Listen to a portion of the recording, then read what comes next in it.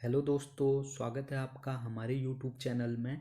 इस YouTube channel के माध्यम से हम आगामी यूके ट्रिपल एससी के विभिन्न एग्ज़ाम जैसे पुलिस कांस्टेबल, एसआई, बंदी रक्षक, पटवारी लेखपाल, फॉरेस्ट गार्ड जितने भी एग्ज़ाम हैं उसके लिए महत्वपूर्ण वीडियो होने वाली है।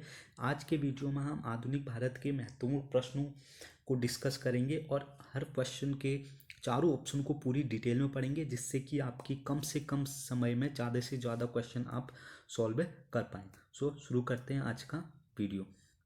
पहला क्वेश्चन है कि भारत में अंग्रेजों के समय में प्रथम जनगणना हुई, यानी कि क्वेश्चन पूछ रहा है कि भारत में प्रथम बार जनगणना कब हुई। ऑप्शन है 1871, option B 1872, option C 1881, option D 1911। So इसका आंसर है 1872।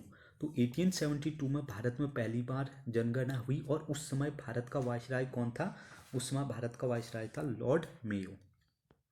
आपको ये फैक्ट सीधे लिखना है कि भारत में प्रथम जनगणना किसके किसके कार्यकाल में भारत में प्रथम बार जनगणना हुई? लॉर्ड मेयो के कार्यकाल में 1872 में। और उसके बाद एक जो ऑप्शन और है यहाँ पे 1881। देखो 1881 में क्या हुआ था कि 1881 में रिपन के कार्य, उस समय भारत का वायसराय कौन था? रिपन। तो रिपन के कार्यकाल में प्रत्येक 10 वर्षों नियमित रूप से जनगणना होने लग गई थी 1881 से। तो यहाँ से आपको कंफ्यूज नहीं होना है, दोनों क्वेश्चन अलग अलग हैं। पहला प्रथम बार जनगणना 1872 और नियमित जनगणना 1881। तो ये मेयो के समय में और ये रिपन के समय में। ठीक है, तो अब अगला ऑप्शन देखते हैं। एक और डेट है यहाँ पे 1911 में क्या हुआ था कि दिल्ली दरबार लगा था। उस समय भारत का वायसराय कौन था? हार्डिंग। आपको सारी चीज़ें नोट करनी है। हार्डिंग था उस समय। क्या लगा था? दिल्ली दरबार लगा था। और दिल्ली दरबार में पहली बार दरबार में दिल्ली को भारत की राजधानी बनाने की घोषणा हुई और भारत की राजधानी दिल्ली 1912 में दिल्ली को भारत की राजधानी बना दी गई, लेकिन घोषणा 1911 में दिल्ली दरबार में हुई थी। ठीक है, तो यहाँ से आपको 3 चीज़ें याद रखनी है। अगला क्वेश्चन की ओर बढ़ते हैं। अगला क्वेश्चन है कि भारत का प्रथम वायसराय था। तो इसमें आपसे पूछा जा रहा है कि भारत का प्रथम वायसराय कौन था। सो भारत का प्रथम viceroy Lord Clive, Lord Cornwallis, Lord Canning, Lord Ripon. So इसका आंसर है लॉर्ड कैनिंग। देखो लॉर्ड कैनिंग भारत का प्रथम वायसराय है। यहाँ से इस चीज़ को अच्छे से याद रखना कि भारत का प्रथम पूछा है तो प्रथम कौन पूछा? वायसराय, तो लॉर्ड कैनिंग। अगर भारत का बंगाल का प्रथम गवर्नर जनरल, अगर बंगाल का पूछे तो बंगाल का कौन था? Warren Hasting. ठीक है, वॉरेन हेस्टिंग था जो बंगाल का पहला गवर्नर जनरल था, लेकिन भारत का प्रथम वायसराय लॉर्ड कैनिंग था। अब यहाँ पे कैनिंग के बारे में कुछ बातें हम करते हैं कि कैनिंग के समय में क्या हुआ था। तो कैनिंग के समय में सबसे महत्वपूर्ण घटना जो बार बार क्वेश्चन आ चुका है कि कैनिंग की 1857 की क्रांति, 1857 की क्रांति किस वायसराय के शासनकाल में हुई थी? वो हुई थी लॉर्ड कैनिंग के समय में हुई थी। और 1857 की जो क्रांति हुई थी उस समय ब्रिटिश पीएम का नाम क्या था? ये भी क्वेश्चन पूछा जा सकता है कि 1857 की क्रांति के समय ब्रिटेन का प्रधानमंत्री कौन था? तब वहाँ का प्रधानमंत्री था पार्म स्टेन। तो ब्रिटेन का ये भी आप नोट डाउन कर लेते कि ब्रिटेन का उस समय अच्छे से लिख देते हैं,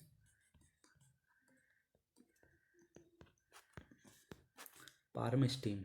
तो ये कौन था? पीएम। कहाँ का? उस समय ब्रिटेन का, जब 1857 की क्या हुई थी? क्रांति हुई थी। तो आपको यहाँ से 1857 की क्रांति से 2 चीज़ें याद रखनी है कि उस समय भारत का वायसराय कौन था? कैनिंग। और ब्रिटिश पीएम कौन था? Palm stone. तो 2 चीज़ें यहाँ से हुई। अब अगली चीज़ हम इसको डिस्कस करते हैं कि लॉर्ड कॉर्नवालिस। देखो हर हर ऑप्शन का हम यहाँ पे पोस्टमार्टम करेंगे, जिससे कि आपको एक ही क्वेश्चन से बहुत सारी चीज़ें आप यहाँ पे सीख सके। तो लॉर्ड कॉर्नवालिस, अब कॉर्नवालिस के बारे में एक बहुत ही इंपॉर्टेंट चीज़ है कि स्थायी बंदोबस्त का जनक। इस कॉर्नवालिस के समय में स्थायी बंदोबस्त आई थी। स्थायी बंदोबस्त जो जमीन की भूमि से संबंधित था, स्थायी बंदोबस्त। तो स्थायी बंदोबस्त किस वायसराय के समय में शुरू हुई, लागू हुई? तो वो था लॉर्ड कॉर्नवालिस। तो लॉर्ड कॉर्नवालिस किस में स्थायी बंदोबस्त हुई थी। और एक और फैक्ट है इसके समय में, इसे यानी कि लॉर्ड कॉर्नवालिस को क्या कहा जाता है, सिविल सेवा का जनक कहा जाता है। यानी कि जो नागरिक सेवा है, सिविल सेवा का जनक किसको कहा जाता है। तो आपसे क्वेश्चन पूछा जा सकता है कि स्थायी बंदोबस्त का जनक किसको कहा जाता है और सिविल सेना का जनक किसको कहा जाता है। ये दोनों कॉर्नवालिस को कहा जाता है। ये हो गया कॉर्नवालिस से जो भी एक दो इम्पोर्टेंट फैक्ट थे वो। लॉर्ड रिपन, अभी मैंने जैसे कि आपको बताया कि इसको स्थानीय स्वशासन का जनक कहा जाता है। स्थानीय स्वशासन का जनक रिपन को कहा जाता है। और फ्लोरेंस नाइटिंगेल, एक और चीज़ है रिपन के बारे में कि क्वेश्चन आ सकता है कि किसे फ्लोरेंस नाइटिंगेल ने भारत के उद्धारक की संज्ञा दी है। तो किसको दी है, लॉर्ड रिपन को। अगली बात, ये यहाँ पे क्वेश्चन हो गया। कैनी के बारे में अभी ये डिस्कस हो गया है। अगला क्वेश्चन की ओर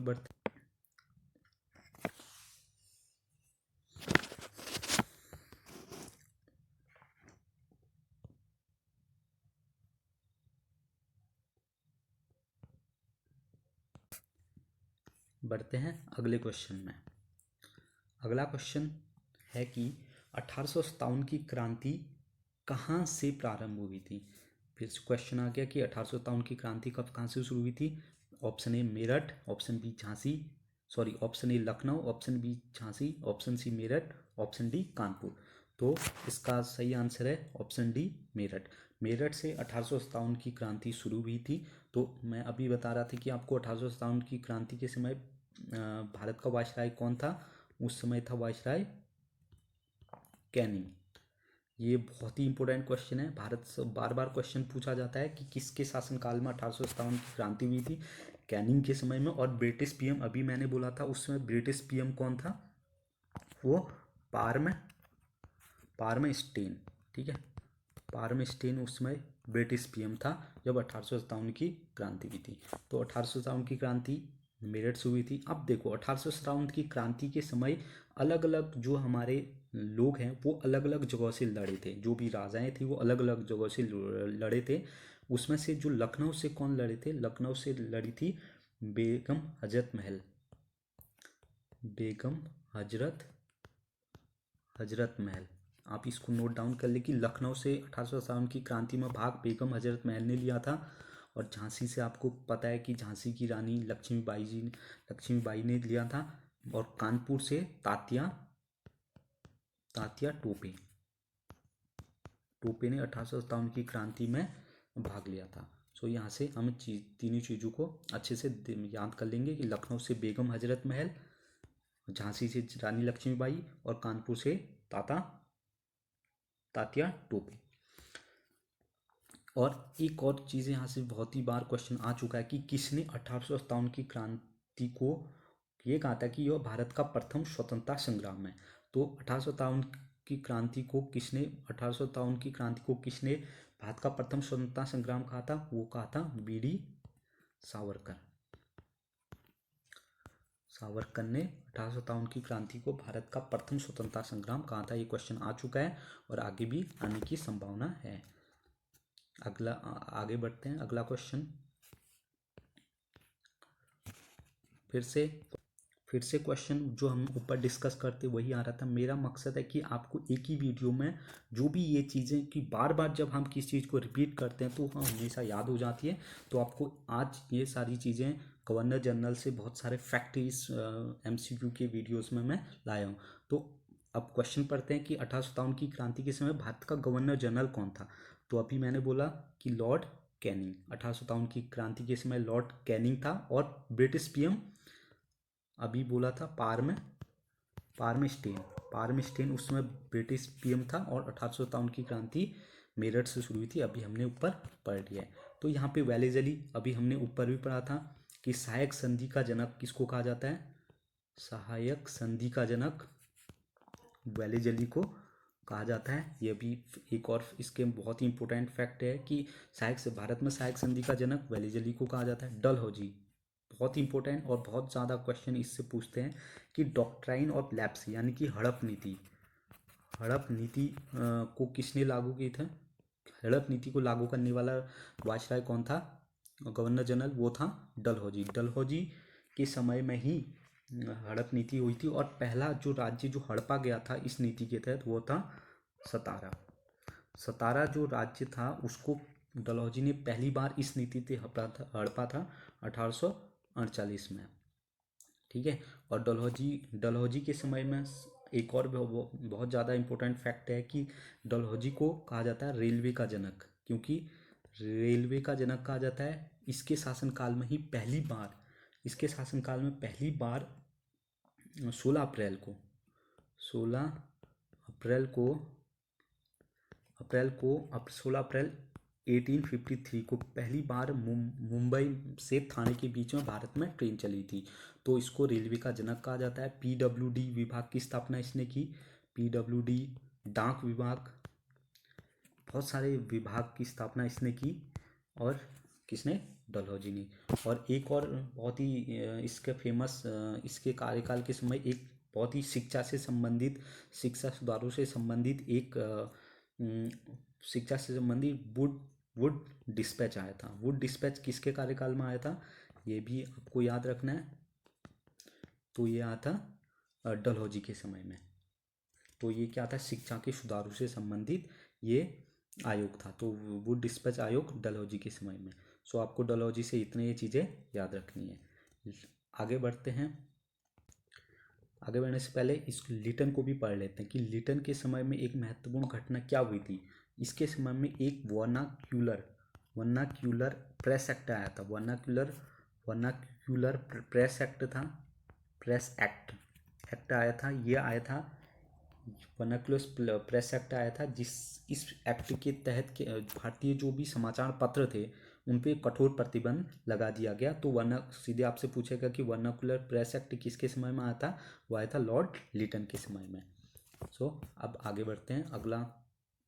हम अगला क्वेश्चन देखते हैं कि अगला क्वेश्चन, नील दर्पण पुस्तक के लेखक है, यानी कि जो नील दर्पण थी वो उस पुस्तक के लेखक कौन थे। सो आपको हमें बताना है। तो option A Bankim Chandra Chatterjee, option B Dinabandhu Mitra, option C Sharat Chandra Chatterjee, option D Rabindranath Tagore. इसका आंसर है दीनबंधु। तो दीनबंधु ने नील दर्पण नामक एक पुस्तक लिखी थी। तो ये आपको पता है। उसके बाद बंकिम चंद्र चटर्जी, जो ऑप्शन ए है। तो ऑप्शन ए बंकिम चंद्र चटर्जी ने जो हमारा राष्ट्रीय गीत है वो लिखा था। ये जो हमारा राष्ट्रीय गीत है, इनकी एक बुक थी आनंद मठ से हमने अपना राष्ट्रीय गीत लिया है। जो आनंद मठ एक सन्यासी विद्रोह का उल्लेख, जो भारत में एक सन्यासी विद्रोह हुआ था उसका उल्लेख उन्होंने अपनी बुक आनंद मठ में किया है। उसके बाद रविंद्रनाथ टैगोर से एक फैक्ट याद कर लेते कि 1930 में इनको नोबेल मिला था। नोबेल साहित्य का नोबेल मिला था। तो किसके लिए मिला था इनको, इनकी जो पुस्तक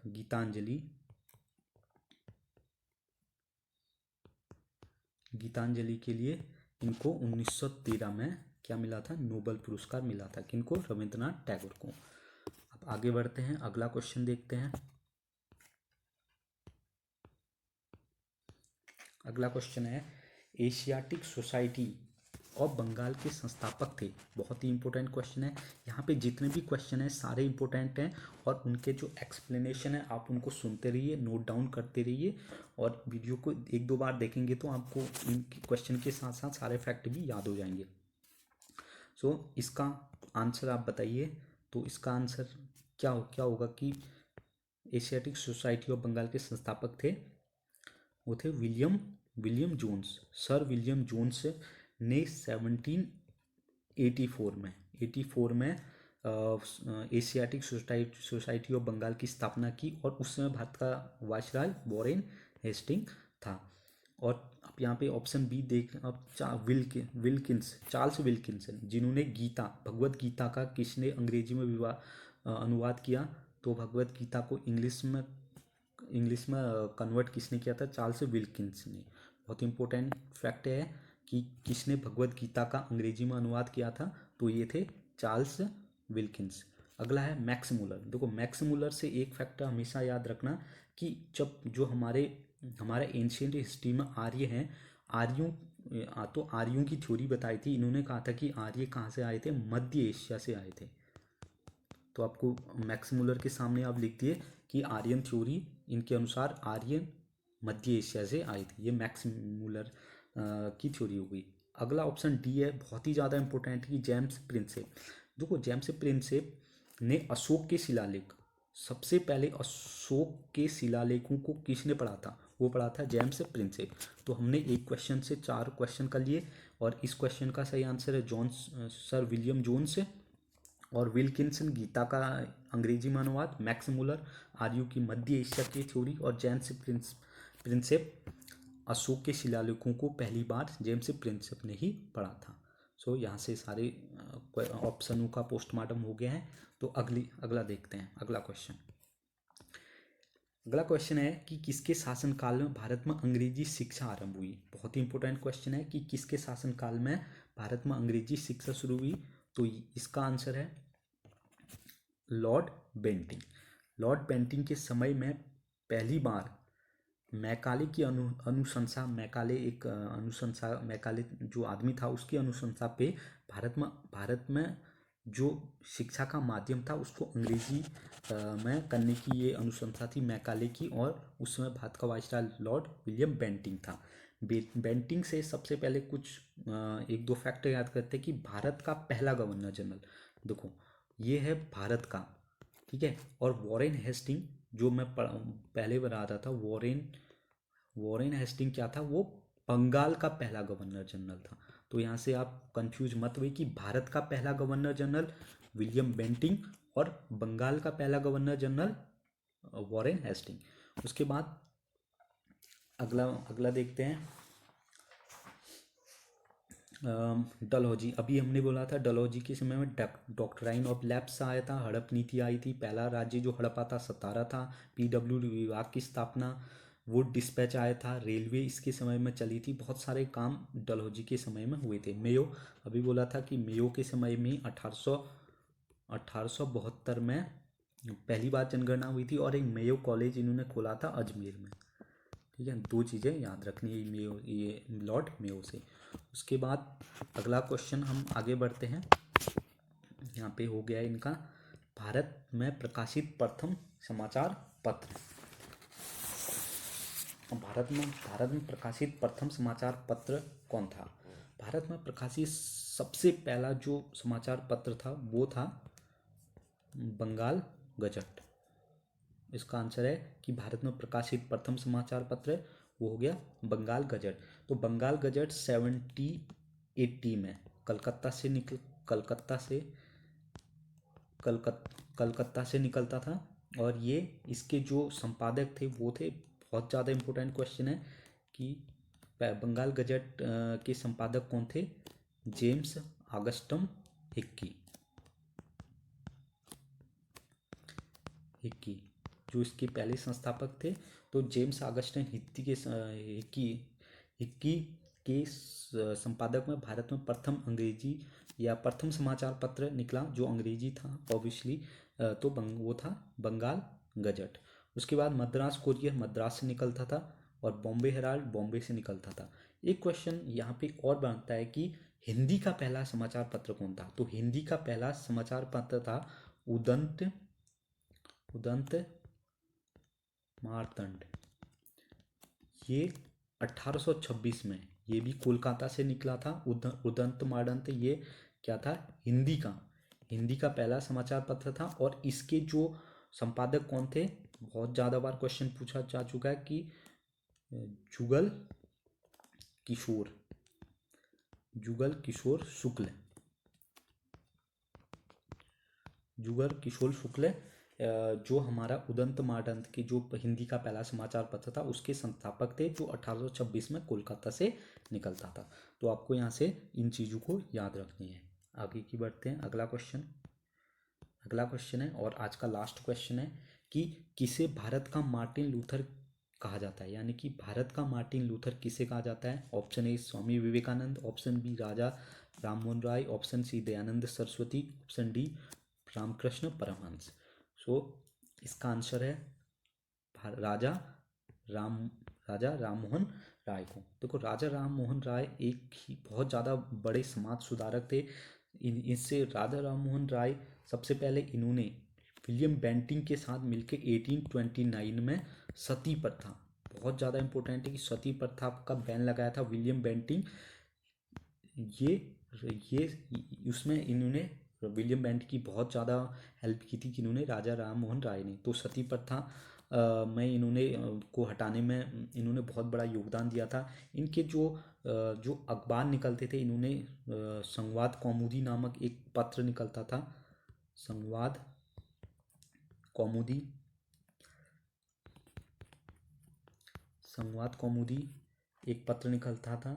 और उसके बाद संवाद कौमुदी और इनका एक बहुत ही फेमस और ये राजा राम मोहन राय का पत्र पत्रिका थी। बार बार पूछा गया है कि संवाद कौमुदी के संस्थापक कौन थे, तो ये थे राजा राम मोहन राय। राजा राम मोहन राय, अब और कुछ और फैक्ट यहाँ से देखते हैं कि राजा राम मोहन राय को राजा की उपाधि किसने दी। तो राजा राम मोहन राय को राजा की उपाधि अकबर, मुगल राजा था अकबर द्वितीय। अकबर द्वितीय ने राजा राम मोहन राय को राजा की उपाधि दी थी। और इन्हें क्या कहा जाता है, एक तो मार्टिन लूथर किंग कहा जाता है। भारत में पुनर्जागरण के इनको क्या कहा जाए, पुनर्जागरण के जनक भी कहा जाता है किन्हें, राजा राम मोहन राय को। और इनसे बहुत ही बार पूछा जाने वाला क्वेश्चन है कि ब्रह्म समाज की स्थापना किसने की। ब्रह्म समाज की स्थापना की थी राजा राम मोहन राय ने। कब की थी? 1828 में। 1828 में इन्होंने ब्रह्म समाज की स्थापना की थी। और इस ब्रह्म समाज का मुख्य उद्देश्य था मूर्ति पूजा का विरोध करना और एक देववाद पर विश्वास करना, यानी कि एक ही देव है ब्रह्म। तो ये इस पे भरोसा करते थे, ये मूर्ति पूजा का विरोध करते थे। और इनकी ये क्वेश्चन आ चुका है कि इनकी मृत्यु कहाँ हुई, यानी कि इनकी मृत्यु देश से बाहर इंग्लैंड के ब्रिस्टल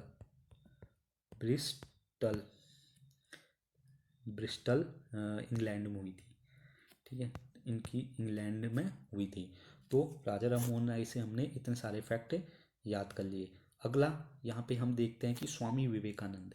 तो स्वामी विवेकानंद से एक बहुत ही ज़्यादा फेमस क्वेश्चन है और हमेशा पूछा भी गया है कि शिकागो जहाँ पे इनकी हिस्टोरिकल स्पीच है कि अमेरिकन ब्रदर एंड सिस्टर, तो ये इन्होंने 1893 में शिकागो की धर्म संसद में इन्होंने स्वामी विवेकानंद जी ने ये अपना भाषण दिया था। और इन्होंने स्वामी विवेकानंद ने अपने इनके गुरु रामकृष्ण परमहंस थे, इनकी याद में इन्होंने परमहंस मिशन की स्थापना 1897 में परमहंस रामकृष्ण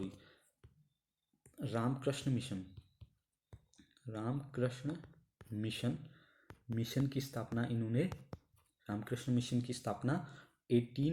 1897 में विवेकानंद ने की थी। तो यहाँ से विवेकानंद से दो चीज़ें याद रखती हैं कि कौन से शिकागो धर्म सम्मेलन 1893 और रामकृष्ण मिशन 1897।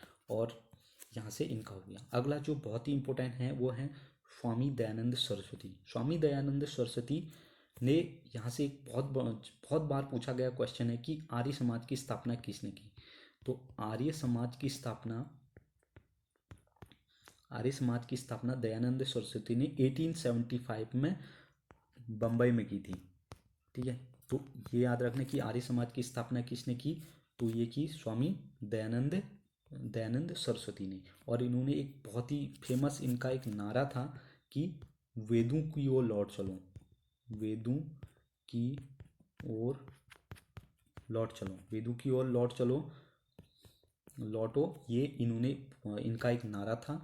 और इनकी एक बुक भी बहुत बार क्वेश्चन पूछा गया है कि सत्यार्थ